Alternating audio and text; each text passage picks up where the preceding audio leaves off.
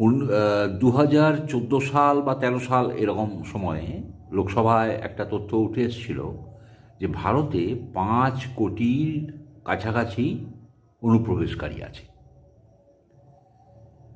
5 কোটি, আপনারা বুঝতে পারছেন 2014 সাল যদি হয়, আজকে 2025 সাল, এই সংখ্যাটা এখন বেড়ে কত দাঁড়াতে পারে আপনারা একবার ভেবে দেখুন।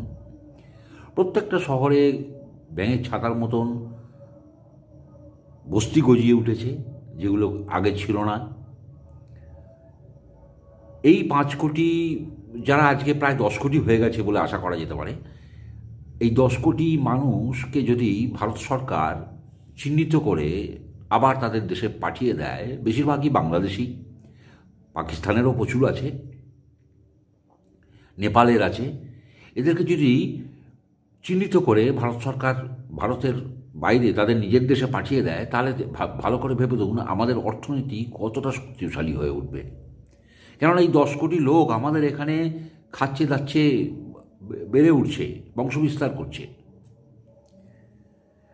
কতটা জায়গা খালি হয়ে যাবে আমাদের দেশে।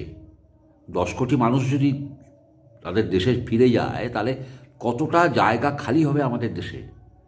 আমাদের দেশের মানুষ কত কত বেশি সংখ্যায় বেকারত্ব দূর হবে। তারা তো আমাদের কাজ খাচ্ছে, আমাদের রেশন খাচ্ছে, আমাদের কাজ খাচ্ছে, আমাদের বাসস্থানের জায়গা খাচ্ছে। তারা তো আমাদের এখানেই খেয়ে দিয়ে বংশবিস্তার করছে পিলপিল পিলপিল করে। আর এই সংকল্পই নিয়েছে আমাদের বর্তমান কেন্দ্র সরকার। আর তাদের সামনে সব থেকে বড় বাধা কি জানেন?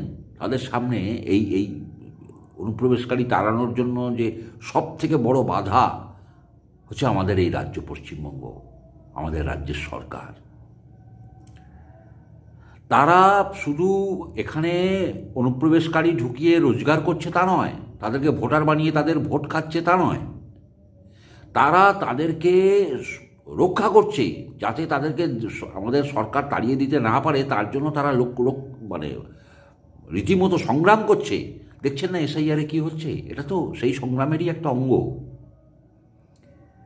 আজকে এত বেশি বাঙালি মুসলমান যারা বাংলাদেশে, তারা এত বেশি এসে আমাদের দেশে হাজির হয়েছে যে আমাদের পশ্চিমবঙ্গের যারা প্রকৃত মুসলমান তারা সন্দেহের চোখে পড়ে যাচ্ছে। তারা যেখানে সেখানে মার খাচ্ছে ভারতের বিভিন্ন জায়গায়। এটা ভাবতে হবে, আমাদেরকে সরকারটা পাল্টাতেই হবে।